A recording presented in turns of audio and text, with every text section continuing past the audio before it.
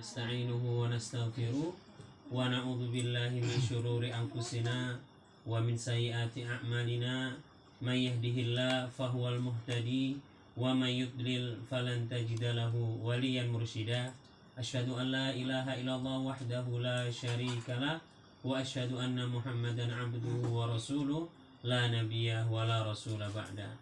Yang kami hormati Bapak Gece, yang kami hormati keluarga besar Ahli Bait serta bapak-bapak yang hadir di majelis kita ini. Tidak henti-hentinya kita terus bersyukur kepada Allah yang masih terus memberikan kita nikmat kesempatan, nikmat kesehatan, sehingga kita masih dapat bermujalasah, duduk bersama yang tidak lain dan tidak bukan adalah mengharap pahala ibadah dari ikatan silaturahmi kita. Salat beriring salam mudah-mudahan terus tercurahkan ke haribaan Nabi kita Muhammad Sallallahu Alaihi Wasallam, kepada seluruh keluarganya, sahabatnya, yang insya Allah kepada kita umatnya yang terus komitmen dan istiqomah dalam mengamalkan ajarannya. Bapak-bapak yang dirahmati Allah Subhanahu Wa Taala, yang kita sudah di penghujung bulan Sya'ban, yang insya Allah beberapa hari lagi kita akan berpuasa. Walaupun Muhammadiyah sudah final bapak-bapak, yaitu di hari Senin insya Allah. Adapun kebanyakan kita menunggu ketok palu Pak ya, menunggu ketok palu sidang isbat dari pemerintah kita. Nah, maka Bapak Ibu yang dirahmati Allah Subhanahu Wa Taala, dari hadis sahih yang diriwayatkan oleh jalur Aisyah radhiyallahu anha, beliau mengatakan, ma ra'aitu Rasulullah sallallahu alaihi wasallam yukthiru sunnata illa fi Sya'ban. Aisyah mengatakan, saya tidak melihat Rasulullah Shallallahu Alaihi Wasallam lebih memperbanyak ibadah sunnahnya di bulan Sya'ban, hampir penuh melebihi bulan yang lain. Ya, artinya apa, Bapak Ibu sekalian?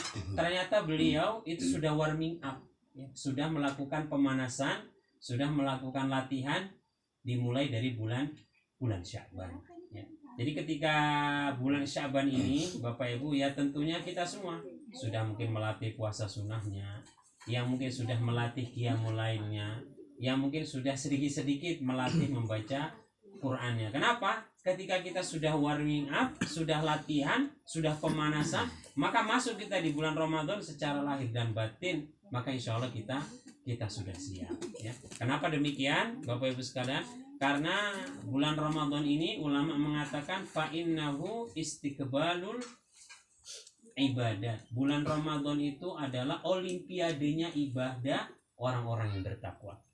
Karena semua menu varian ibadah kan ada di situ, Bapak Ibu. Dan pertandingan kita, Bapak Ibu, itu kan dari bulan hari pertama sampai hari terakhir, yaitu 29 hari atau 30 hari. Padahal Bapak-bapak sekalian, orang yang lomba sepak bola misalnya, itu kan cuman paling bermain 90 menit. Kalaupun ada perpanjangan waktu ini 30 menit. Ya kan? Orang yang untuk dunia saja, ya Pak, sepak bola misalnya 90 menit, tapi kan latihannya setiap hari. Kan gitu, Pak. Pemanasannya setiap hari. Orang yang lari maraton mungkin hitungannya cuma jam, tapi latihannya setiap hari. Ini ada umat Islam mau lomba 30 hari, pemanasan nggak ada, Pak.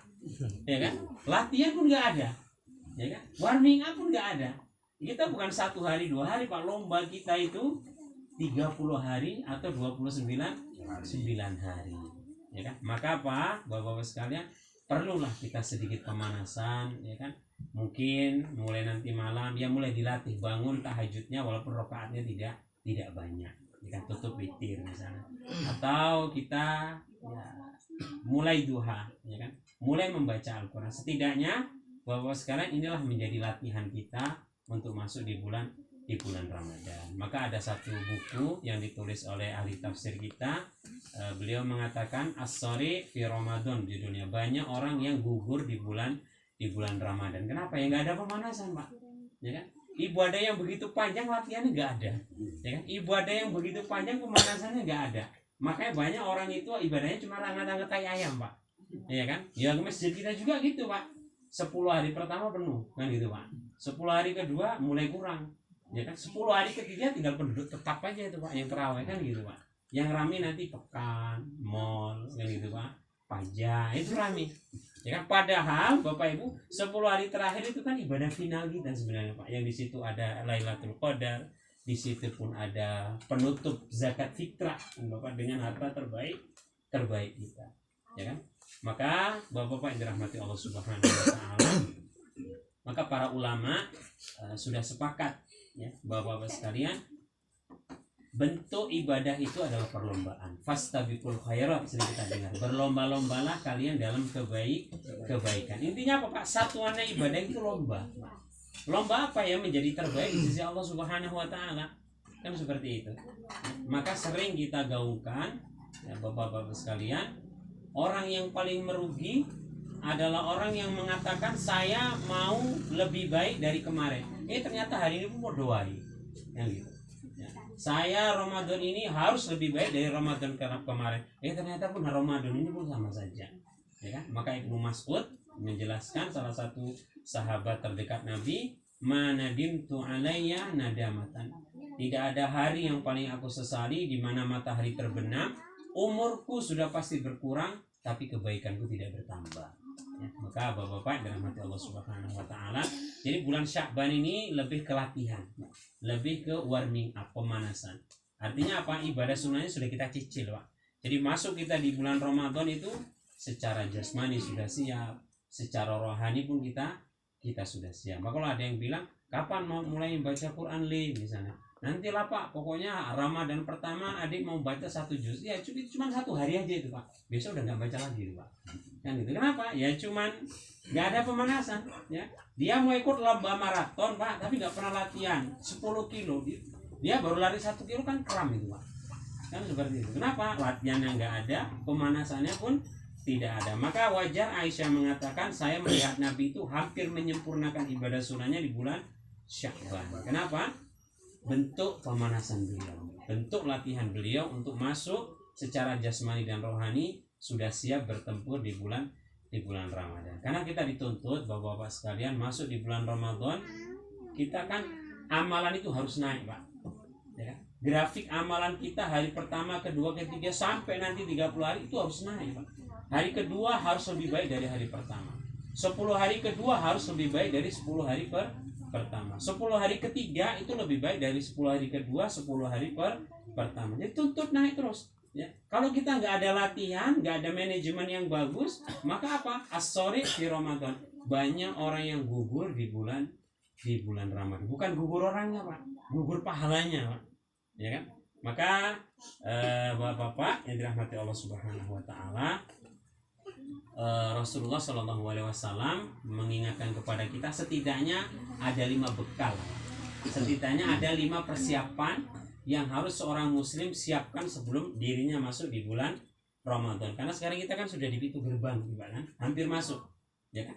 Nah, sudah di pintu gerbang. Yang pertama beliau mengatakan istidadul iman, persiapkan keimanan. Ya. Iman itu kan ibadah puasa ini, Bapak-bapak sekalian, itu kan panggilan keimanan. Sebagaimana firman Allah, ya ayyuhalladzina amanu kutiba alaikumusiyam. Wahai orang-orang yang beriman, diwajibkan atas kamu berpuasa. Maka puasa adalah panggilan keimanan. Kenapa harus keimanan Pak? Hanya orang beriman yang bisa menyempurnakan ibadahnya di bulan puasa. Hanya orang beriman yang bisa istilahnya menyempurnakan sekaligus memaksimalkan amalannya di bulan puasa. Kalau nggak beriman Bapak Ibu, ya kan, maka Ramadan itu hanya formalitas. Ramadan itu sama dengan bulan yang lain. Ramadan itu ya hanya rutinitas biasa. Maka wajar puasa ini adalah panggilan keimanan. Ya, sama dengan orang yang haji. Haji itu juga panggilan keimanan Pak. Ya kan? Karena banyak orang yang mampu, yang hartanya banyak juga nggak pergi haji kan gitu Pak. Ya, maka puasa ini juga Bapak-bapak sekalian itu adalah panggilan keimanan. Ya, maka sering kita mendengarkan doa Bapak-bapak, ya mustabbital qulub tsabbit qulubana ala taatik. Wahai Allah yang membolak-balikan hati, tetapkan hati kami dalam ketaatan. Kenapa Bapak sekalian? Karena ketetapan dan keistiqomahan itu Allah yang menetapkan, ya kan? Hati itu sepenuhnya hak milik Allah Subhanahu wa taala. Jadi kalau ada orang berdakwah, ada orang nasihati, jangan berharap orang itu ikut kita, Pak. Enggak. Kenapa? Karena hati itu Allah yang pegang. Kan seperti itu.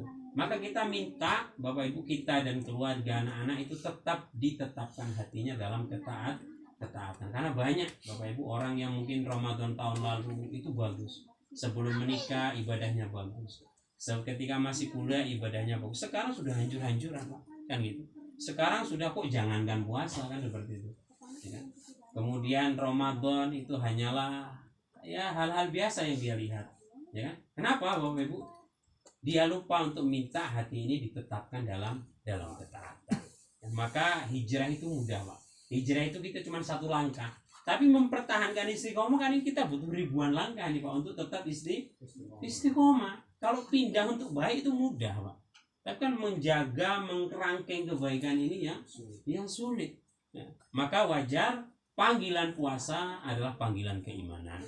Maka nanti kita semua nggak usah heran, Pak, ketika puasa ada yang nggak puasa, ada yang tetap bermaksiat, ada yang tetap mungkin mencuri, mungkin ada yang tetap ya seperti biasa. Kenapa? Karena memang puasa itu panggilan keimanan, kan gitu.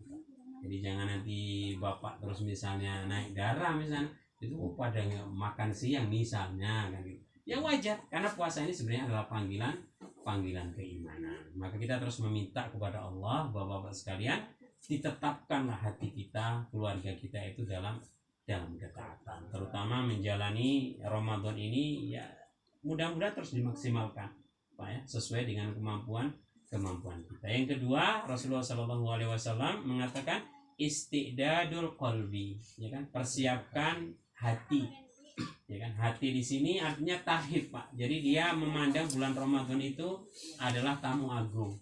Jadi dia senang, ya. Karena banyak orang memandang bulan Ramadan itu problem, Pak. Ya kan? Karena harus tuku baju kan gitu, Pak. Harus sedia kue kan itu, Pak.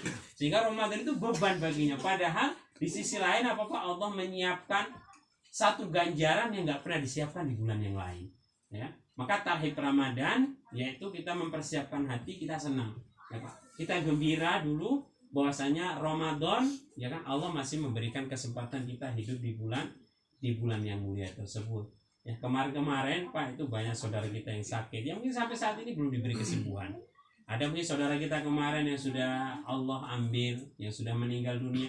Padahal harapan mereka sama dengan kita, Pak. Ingin diberikan kesempatan beribadah di bulan Ramadan. Apa keistimewaannya, Pak? Banyak sekali, Pak. Di antaranya futihat abwaabul jannah. Di bulan Ramadan itu pintu surga itu dibuka semuanya, Pak. Pintu surga itu kan banyak, Pak. Itu Allah buka semua itu, Pak. Ya, intinya apa? Di bulan Ramadan Allah memfasilitasi kebaikan itu dengan sangat luas, Pak. Sangat luas sekali. Ya kan? Kemudian ditutup pintu neraka, kemudian dibelenggu para setan. Ya, tapi yang dibelenggu itu rajanya, Pak. Pion-pionnya, krujunya masih kerja gitu, Pak. Ya, makanya kalau pas puasa ya masih ada yang nggak puasa kan gitu, Pak. Ataupun itu adalah bawaan dari hawa nafsunya. Maka bulan Ramadan ini Allah memfasilitasi kebaikan dengan seluas-luasnya. Kan seperti itu, Pak. Seluruhnya siang dan malam itu kan keberkahan itu, Pak. Waktunya berkah. Makanan sahur dan bukanya itu juga berkah. Maka Rasul mengatakan tasaharu fa inna fis sahuri barokah. Makan sahurlah kalian, karena sesungguhnya dalam sahur itu ada keberkahan, ya kan? Walaupun dengan minum kan seperti itu, atau makan beberapa suap itu adalah keberkahan. Ya. Maka jangan nanti dengar, alah Pak, saya nggak sahur pun kuat. Bukan masalah kuat, nggak kuat kan gitu, kan? Tapi ada nilai makanan yang berkah itu kita lewatkan. Bahkan Rasul mengatakan, Pak, walau kana bil ma. Ya. Kalau memang nggak mau makan, minumlah walaupun beberapa teguh, sehingga keberkahan itu nggak kita lewatkan, Pak.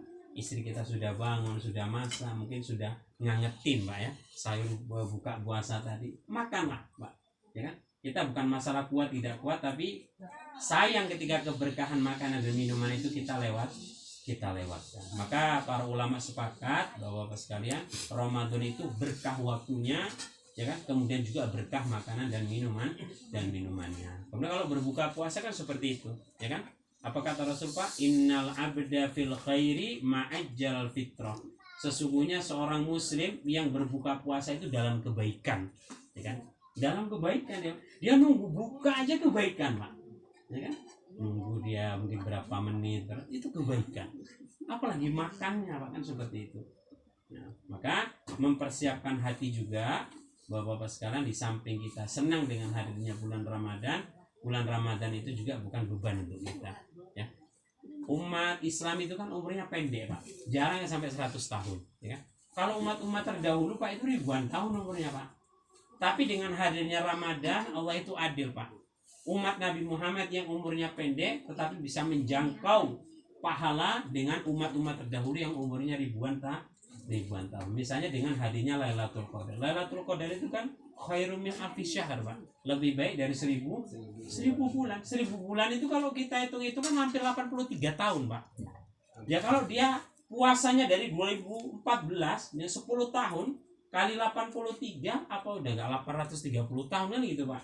Itulah makanya umur umat Nabi yang pendek dengan hadirnya Ramadan bisa melampaui, ya Pak, bisa mengimbangi pahala-pahala umat terdahulu yang umurnya ribuan tahun. Dengan apa? Dengan hadirnya bulan Ramadan. Maka Bapak-bapak, ya kan, di pepatah Arab juga disebutkan kalau Ramadan ini tidak bisa merubah kita lebih baik, maka kita butuh bulan yang kayak mana lagi Pak?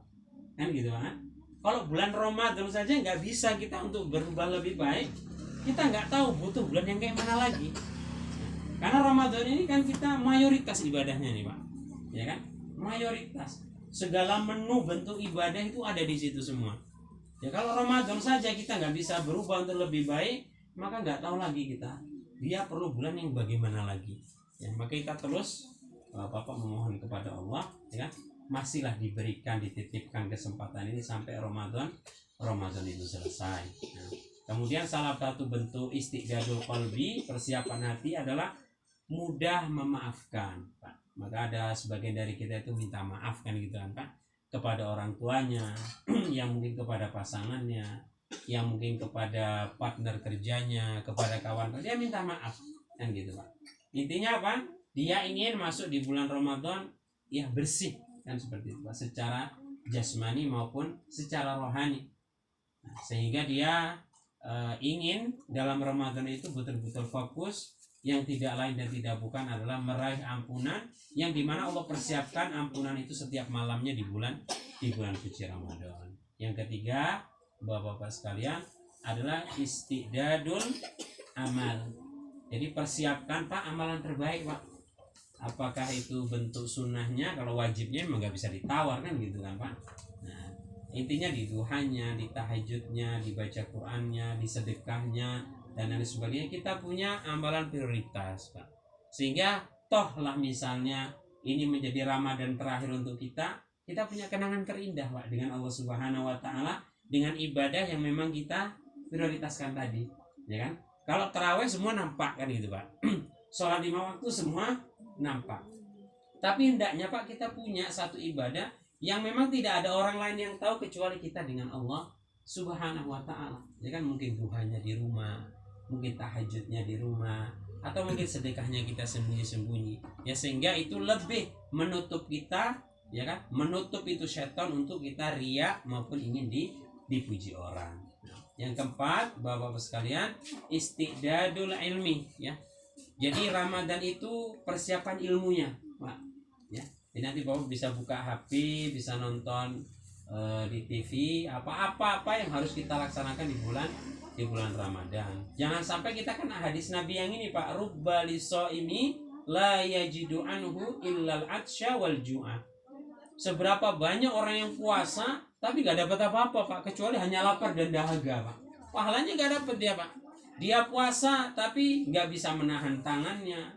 Dia puasa nggak bisa menahan matanya. Dia puasa nggak bisa menahan lisannya kan gitu Pak. Dia puasa nggak bisa menahan kakinya. Jadi apa? Tetap puasanya itu sah, tapi nggak dapat pahalanya Pak. Maka Rasul mengatakan dia hanya dapat lapar dan dahaga saja. Pas puasa juga masih hibah misalnya gitu Pak. Pas puasa juga masih cakap kotor misalnya gitu Pak. Artinya apa? Dia puasa tapi nggak bisa menahan lidahnya kan gitu kan Pak. Nah maka puasa ini Bapak-bapak sekalian, ya kita target amalan terbaik lah gitu.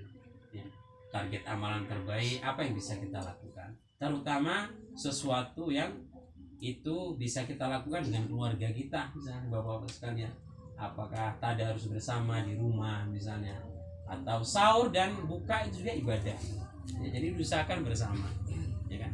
Nah kemudian yang terakhir bapak-bapak sekalian, istidadul mal, persiapan harta yang terbaik ya. Karena kita sahur buka ini kan bukan hanya air putih kan gitu kan beli lauk juga kan itu Pak kan, beli es campur kan gitu Pak, beli kolak lagi. Intinya apa? Masuk di bulan Ramadan ya setidaknya kita punya saving Pak, punya tabungan. Itu yang punya Pak. Ada yang bilang saya pun punya tabungan Ustaz tapi belum dideres. Ya itu juga tabungan itu Pak ya. Itu juga adalah bagian dari tabungan. Artinya apa bapak-bapak sekalian, ada saudara kita itu berhutang untuk Ramadan, boleh Pak, boleh berhutang selama memang ada niat untuk melunasinya. Jadi sahur pun kita perlu harta, buka puasa pun kita perlu harta, lebih-lebih zakat fitrah dengan harta terbaik yang kita miliki Pak, sebagai bentuk mensucikan kita, diri kita, harta kita, dan orang-orang yang menjadi tanggungan kita, anak dan istri kita. Maka kita keluarkan zakat fitrah dengan cara yang terbaik ya. Maka bapak-bapak sekalian ya, untuk harta ini ya luar biasa nih Pak ya. Maka Rasulullah SAW mengatakan orang yang beriman itu gak pernah menyesal kalau seandainya hartanya itu memang harus habis untuk kebaikan ya. Terutama kalau habis untuk keluarga, enggak menyesal dia Pak ya kan. Maka ketika ada anaknya yang puasa, dia pingin apa di cover Pak. Anak yang pertama pingin es campur kan itu Pak. Anak yang kedua nanti minta apa Pak, biasanya minta kolak. Kalau kita mampu belikan, karena dengan puasanya dia itu Pak, es campur itu nggak sanggup membayar dengan pahala yang dia dapatkan. Anak kita terawih, anak kita sahur, itu luar biasa Pak. Maka sering Bapak Ibu kita kampanyekan, orang tua harus jadi figur contoh terbaik untuk anaknya ya. Kenapa kalau Jumatan itu lebih ramai Pak daripada sholat yang lain Pak? Karena Jumat itu Pak, orang tua itu memberikan contoh apa yang tidak diberikan di waktu sholat yang lain. Itu aja sebenarnya. Masalahnya itu aja Pak. Kalau Jumat Bapak pulang lebih awal kan gitu Pak kan? Mandi, kemudian mandikan anaknya, dibonceng anaknya, dibawa ke masjid. Kalau itu dilakukan di semua waktu sholat kan ramai juga masjid kita Pak ya kan. Maka kita ingin Pak, semua dari kita harus menjadi keteladanan ya kan, untuk anak-anak kita. Kenapa?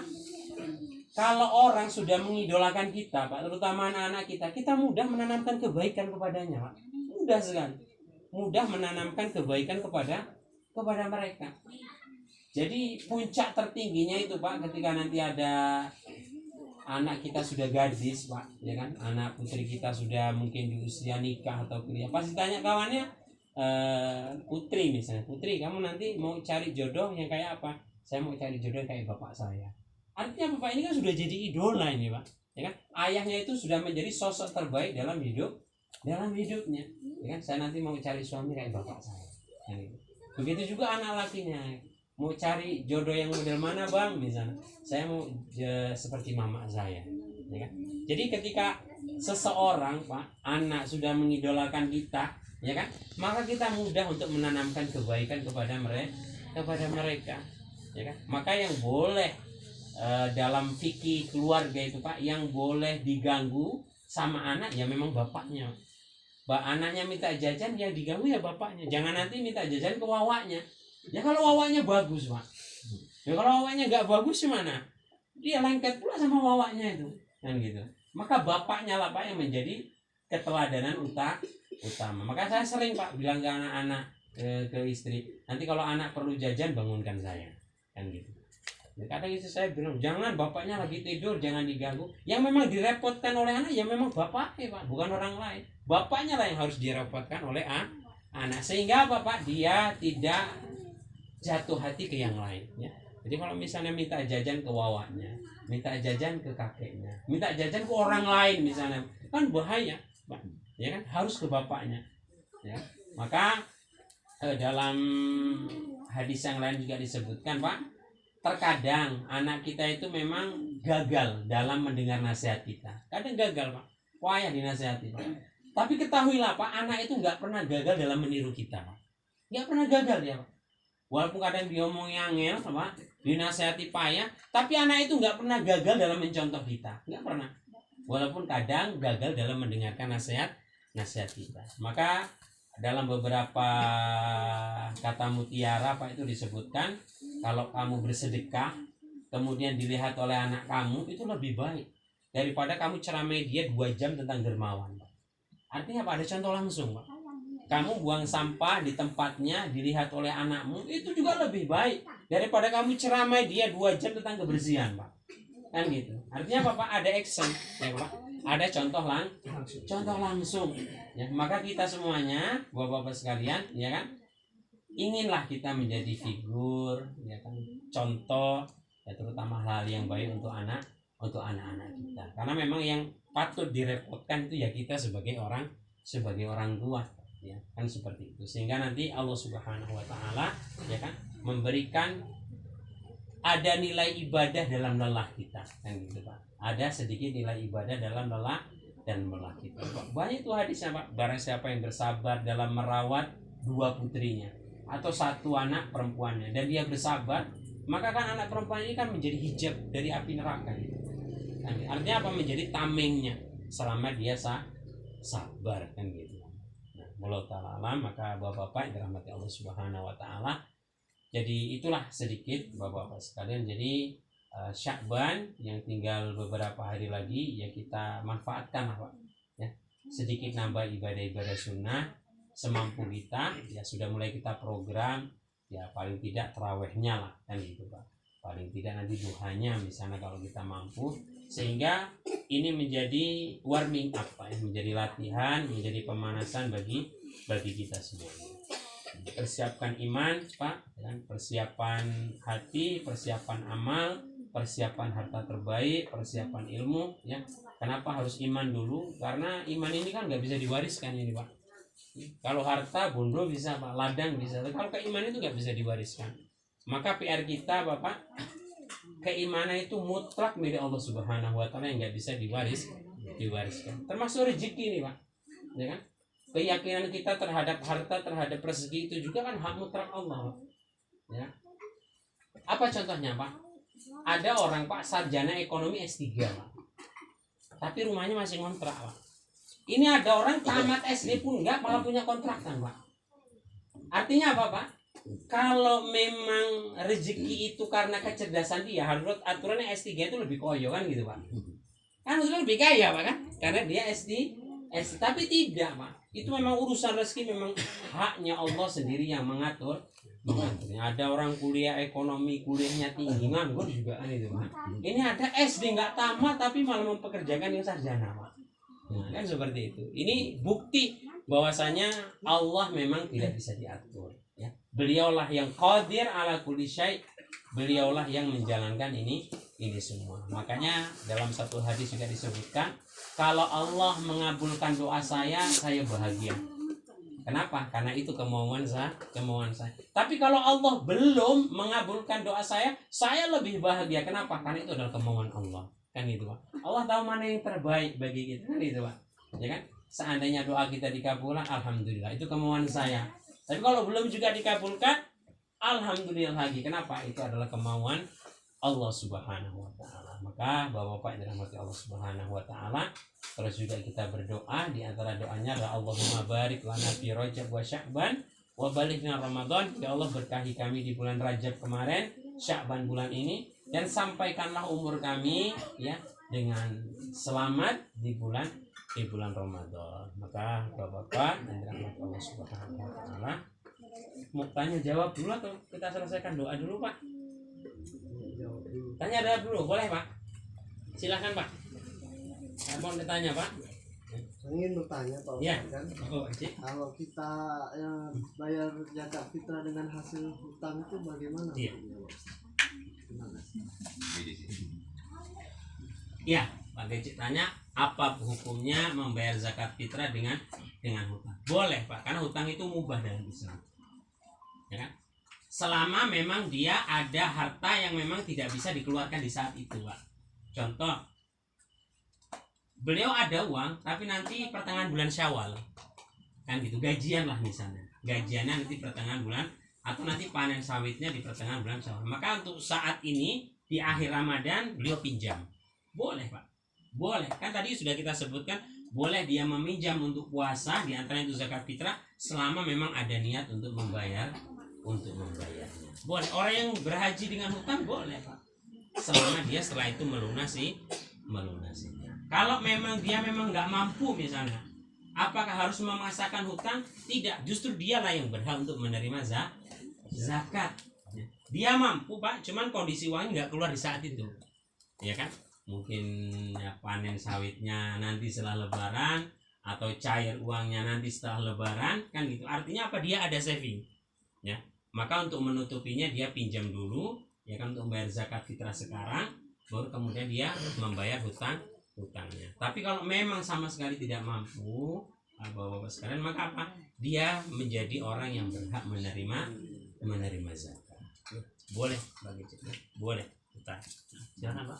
Ini kan mau tanya Pak Ustaz. Umpamanya kalau itu zakat bilang kan yang terbaik kan gitu kan. Umpamanya ada orang yang makan sehari-hari berasnya beras bulog, kan?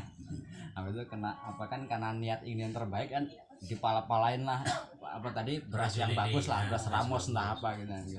Itu kayak mana? Ya kesannya maksa apa enggak itu, Pak? Kira-kira itu, Pak. Maksa atau tidak kan itu kemampuan kita, Pak. Ya kan, mampu atau tidak, maksa atau tidak, itu adalah kemampuan kita. Selama kita bisa memberi beras yang terbaik, ya beli, silahkan, Pak. Ya, tapi jangan pula nanti besok hari raya nggak ada beras di dapur, Pak. Nah, itu masalah lain lagi nanti, ya kan? Artinya apa, Pak? Kalau dalam bahasa fikihnya itu khud zakataka fikutika, keluarkanlah zakatmu apa-apa yang mudah dalam makanan pokok, kan gitu, Pak. Nah, kalau kita memang biasanya beras Pak Tani, ya keluar saja beras Pak Tani. Jadi jangan nanti pula yang beras Pak Tani kemudian zakatnya pakai beras yang di bawah itu, Pak. Ya, apakah tetap sah? Tetap sah, ya, Pak. Cuma kan nilai afdholiyah, keutamaannya dia nggak dapat. Tapi kalau beliau tadi biasa makan beras bulog, kemudian sedekahnya dengan beras yang lebih baik, itu lebih baik, ya kan? Berikanlah untuk Allah dan Rasulnya yang terbaik dari hidup. Ya. Maka di surat Al-Baqarah di ayat-ayat yang pertama itu kan disebutkan apa, Pak? Salah satu tanda kebaikan itu wa mimma razaqnahum yunfiqun. Itu memberi, Pak.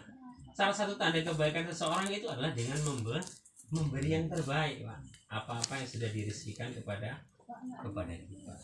Boleh, ya. Nah, tadi maksa atau enggak itu kembali ke kita. Nah, ya. Kembali ke kita itu.